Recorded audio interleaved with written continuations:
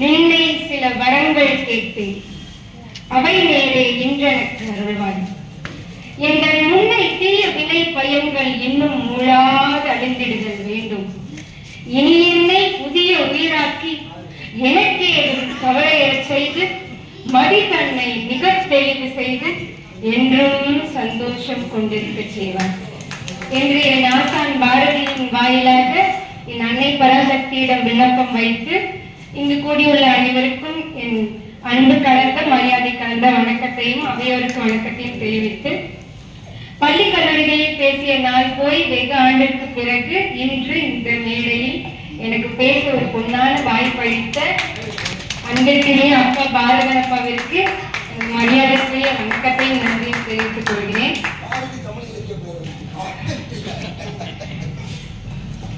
பாரதி தமிழ் இலக்கிய பேரவையின் மூலமாக எனக்கு அப்பாவை அறிமுகப்படுத்திய என் கணவருக்கும் அப்பாவிற்கும் நன்றி கலந்த வணக்கத்தை தெரிவித்துக் கொண்டேன். நம்ம எல்லாருக்குமே தினசரி ஒரு கோலை பால் அருந்தும் பழக்கம் கண்டிப்பா இருக்கும். ஒரு 10% பால் அருந்த மாட்டாங்க, ஆனா கண்டிப்பா எல்லாருமே பால் அருந்துவோம். அந்த பாலை நமக்கு உடலுக்கு தேவையான கால்சியம், புரதச்சத்து இதெல்லாம் கிடைக்குதுன்னு சொல்லி நமக்கு நல்லாவே தெரியும்.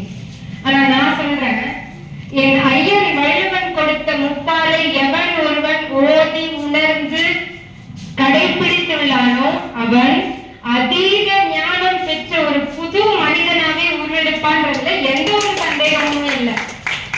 அதனாலதான் என் ஆசான் பாரதி சொல்லுவான், யாமறிந்த புலவரிலே கம்பனை போல், வள்ளுவர் போல், இளங்கோவை போல் பூமிகளில் யாங்களுமே சிறந்ததில்லை.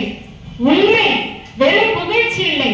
கவிதைக்காக நான் சொல்லவில்லை, இது முற்றிலும் உண்மை, வெறும் புகழ்ச்சி இல்லை என்று கூறியிருக்கிறான். பாரதி வள்ளுவனை எந்த அளவிற்கு படித்து உணர்ந்திருக்கிறான் என்பது தன்னுடைய கவிதைகளின் வாயில் வெளிப்படுத்தியுள்ளார். அதில் சில எடுத்துக்காட்டுகளை இன்று உங்கள் முன் பேச விளைகிறேன். வள்ளுவரின் ஒப்பால் அறத்துப்பால், பொருட்பால், காமத்துப்பால், இன்பத்துப்பால். அதில் பொருட்பாலில் வினைத்திற்பம் என்னும் ஒரு அதிகாரம் உள்ளது. வினைத்திற்பமா அப்படின்னா என்ன? வித்தியாசமா இருக்கே அந்த சொல்லி. ஒண்ணும் இல்ல. வினைத்திற்பம்னா எந்த ஒரு செயலை தொடங்கும் முன்னமும் அந்த செயலை உறுதியோட முடிக்கிற மன வலிமை, இதுதான் வினைத்திற்பம். அதுக்குதான் இந்த அதிகாரத்துல முதல் குறளே சொல்றாரு, வினைத்திற்பம் என்பது ஒருவர் மனத்திற்பம், மற்றைய எல்லாம் பிற. முதல்ல ஒரு வினையை நீ செய்யணும், ஒரு செயலை செய்யணும்னா உனக்கு தேவைப்படுறது மன வலிமை தான். அப்புறம் தான் மற்றது எல்லாமே. உண்மைதானுங்க. இன்னைக்கு உங்க முன்னாடி நான் நின்று பேசணும்னா எனக்கு முதல்ல தேவைப்படுறது மன வலிமை தான். அப்படின்னா தான் என்னால தைரியமா உங்க முன்னாடி நின்று பேச முடியும். அதனால எந்த ஒரு வினையை தொடங்கணும்னாலும் தேவைப்படுவது மன வலிமையே அப்படின்றார். இதை உணர்ந்த பாரதி தான் வேண்டும் விஷயங்களில் முதல் விஷயமாக சொல்வது மனதில் உறுதி வேண்டும். மனதில் உறுதி வேண்டும். அடுத்து என்ன சொல்றான்? வாக்கிலே இனிமை வேண்டும். எங்கிருந்து வந்துச்சு?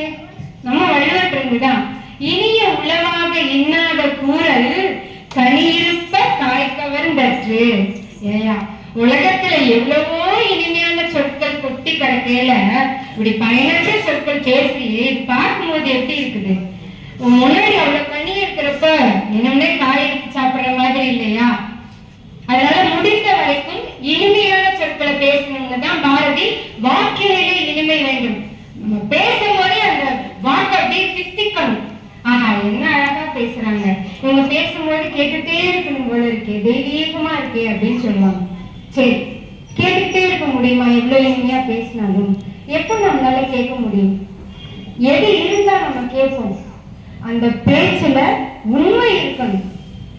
எப்போ ஒரு பேச்சுல உண்மை இருக்குதோ அப்பதான் அந்த பேச்சு கேட்கறதுக்கு நமக்கு செவி சாய்க்கும். அதுக்குதான் வள்ளுவர் சொல்றாரு, உள்ளத்தார் பொய்யாத ஒழுகின் உலகத்தார் உள்ளத்துள் எல்லாம் உளன்.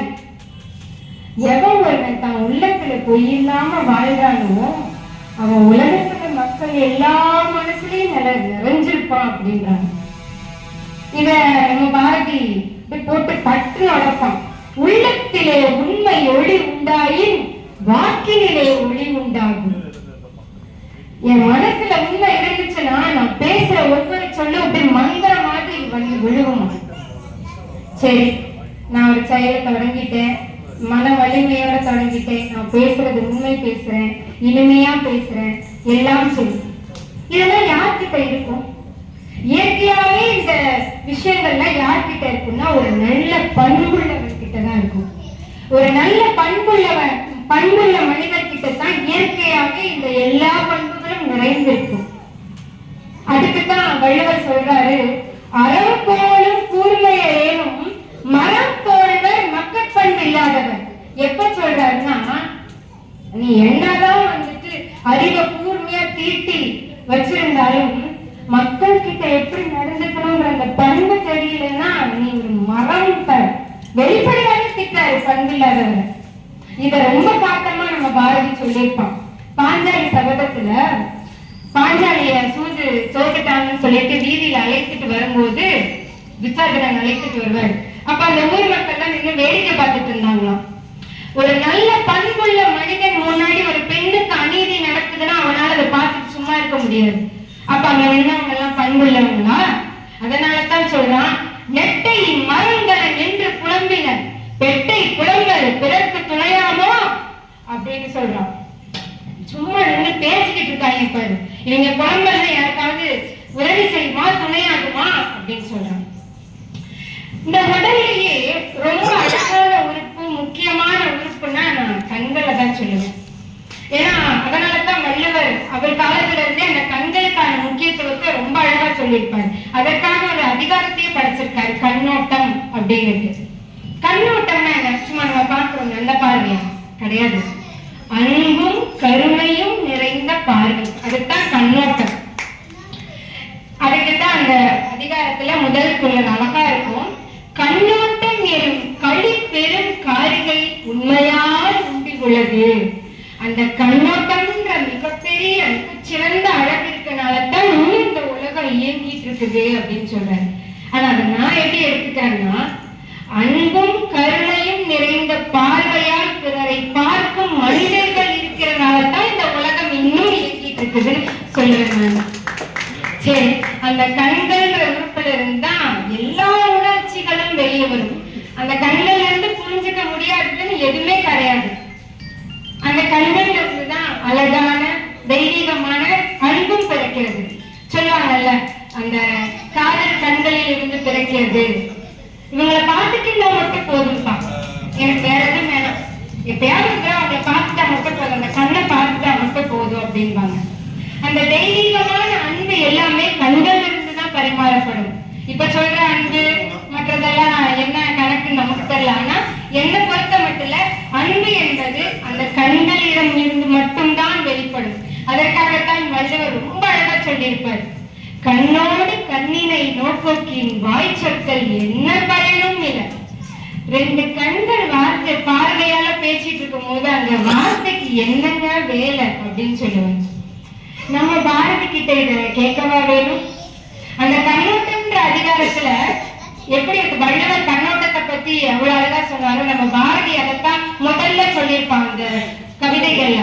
ஒளிப்படைத்த கண்ணினாய் வா வா வா, உறுதி கொண்ட நெஞ்சினாய் வா வா வா அப்படின்பா. இப்ப இந்த கண்ணிலிருந்து பிறக்கக்கூடிய இந்த காதலை பத்தி நம்ம பாரதி கிட்ட சொல்லவே வேணாம். கவிதை எழுதுவது, அதுவும் காதலை பற்றி விவரிப்பதில் பாரதிக்கு நிகர் யாரும் இல்லைன்னு நான் சொல்லுவேன். அதுதான் சொல்லியிருப்பாங்க, சுட்டும் வெளி சுடர்தான் கண்ணம்மா சூரிய சந்திரனோ, வட்ட கரிய விழி கண்ணம்மா வான கருமைகளோ, சாத்திரம் பேசுகிறாய் கண்ணம்மா சாத்திரம் ஏறி, ஆத்திரம் கொண்டவர்க்கே கண்ணம்மா சாத்திரம் உண்டோடி, மூத்தவர் சம்மதியில் வருவை நுரைகள் பின்பு செய்வோம், காத்திருப்பேனொடி இதுதான் கண்ணத்தை அப்படின்னு சொல்லுவான். அந்த சுட்டு மெளி சுடர் என்னவா, சந்திரரா சூரியரா அப்படின்னு கேட்கிறான். ஒரு கருவெளி அந்த வான கருமைகளோ அப்படின்னு சொல்றான். அந்த அளவுக்கு அந்த கண்ணம்மாவை விவரிப்பான். சரி, கண்கள்ல இருந்து காதல் பரிமாறப்பட்டது. அன்பு வெளியாகியது, காதல் வந்து மனமாகி தம்பதியராயாச்சு. என்ன கேட்ட அந்த புனிதமான உறவுன்றது அந்த கணவன் மனைவி உறவுன்னு நான் சொல்லுவேன். அந்த ஒரு துணையை இன்னொரு துணை மரியாதையோடு நடத்துவது, அன்போடு நடத்துவது, இதெல்லாம் வந்துட்டு ரொம்ப அரிதா இருக்கு இப்போ இருக்கிற காலங்கள்ல. அப்படி இருக்கையில வள்ளுவர் வந்துட்டு அந்த இருவரிடையே உள்ள அந்த உறவை ரொம்ப அழகா வர்ணிச்சிருப்பாரு. உடம்போடு உயிரிடை எண்ணமற்ற மடந்தையோடு எம்மிடை நட்பு. இந்த மடந்தைக்கும் எனக்கும் உள்ள நட்பின் நெருக்கம் எப்படியா இந்த உடலுக்கும் உயிருக்கும் எப்படி நெருக்கமோ அது போன்றது அப்படின்னு சொல்றோம். இத நம்ம பாரதி வந்துட்டு தன்னுடைய கண்ணம்மாவை நோக்கி இந்த பாட்டு எழுதியிருப்பான். யாவுமே சுகமுனிக்கோர் ஈசனம் எனக்கும் தோட்டம் மேலும் மேங்கு யாவுமே கண்ணம்மா கண்ணம்மா கண்ணம்மா நினைக்கிறேனடி கண்ணம்மா கண்ணையே சகி என்று சரணமையிலே. யாவுமே சுகமுனிக்கோர் ஈசனம் எனக்கு உன் தோற்றம். பல ஆண்டுகள் தவம் செய்து ஈசனை நோக்கி காத்திருக்கும் அந்த முனிவருக்கு எப்படி ஈசனோ அது மாதிரி எனக்கு நீ அப்படின்னு சொல்றான். மேலுமே இங்கு யாருமே கண்ணம்மா, எல்லாமே நீதான் கண்ணம்மா அப்படின்றான். முடிந்த வரைக்கும் அன்பை மட்டுமே பிறருக்கு பரிமாறுங்க. இந்த உலகத்துல பாரதி வள்ளுவரை காட்டிலும் ஒரு சிறந்த மேற்கோள் படித்து தெளிவதற்கு வேற எதுவுமே இல்லைன்னு நான் சொல்லுவேன்.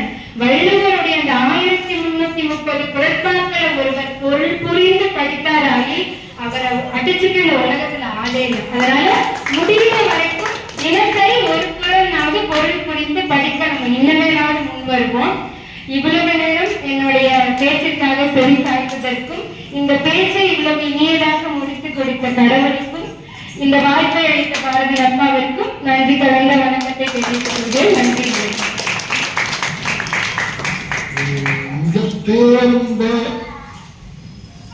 பல ஆண்டு பேசி பேசி பயிற்சி பெற்ற ஒரு பேச்சாளரை போல ஆளுமையோடு மிக அழகாக ஒரு உரையை தந்திருக்கிற சிவானி. இது சிவன் தந்த வரம் இல்லையா? நமக்கு சிவனா ரொம்ப பிடிக்கும். ரொம்ப அழகா பேசிட்டாங்க. ரொம்ப நல்ல அருமையான முறை, ஆளுமை மிக்க முறை. அதே பாரதியை தொட்டு வள்ளுவனை தொட்டு மனதில் உறுதி வேண்டும் அந்த பாடலை தொட்டு அழகாக நெட்டை மலங்கள் நின்று புலம்பினார். நம்ம நாட்டில் அடிக்கடி சொல்வதை ஒரு அநீதி எதிர்ப்பு என்பது நம்ம நாட்டில் கிடையாது. பேடிகளுடைய எண்ணிக்கை நம்ம நாட்டிலே அதிகமாகிவிட்டது.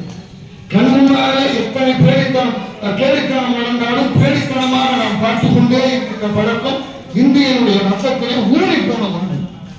பாரதியை பாஞ்சாலியை வீரியை இழுத்து வருகிற பொழுது ரத்தம் கொதிக்கிறது. பாரதிக்கு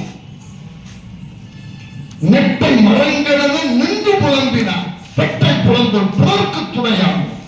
நெட்டை மரம்னா இப்ப அரச மரம் இருக்கு, தென்னை மரம் இருக்கு, கையை நீட்ட மாணிக்கு இருக்கும். கிளை பார்த்தீங்கன்னா கை நீட்ட மாணிக்கு இருக்கும். ஆனா இந்த கம்பம் இதான் நெட்டை மரம்.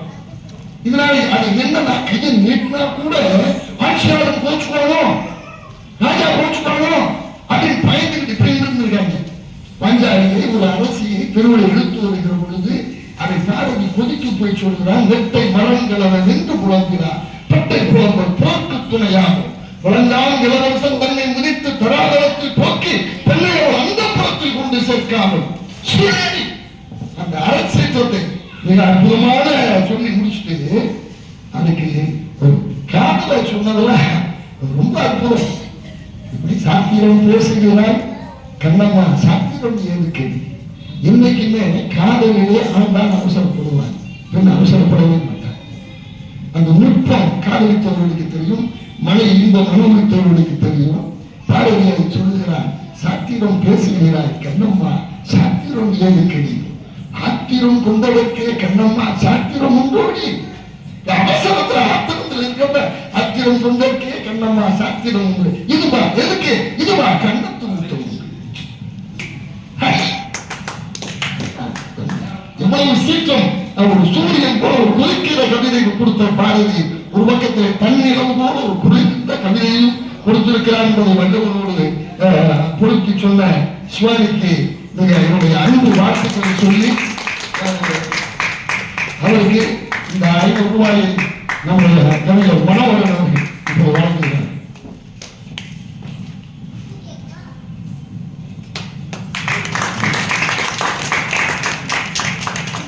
அடுத்தபடியாக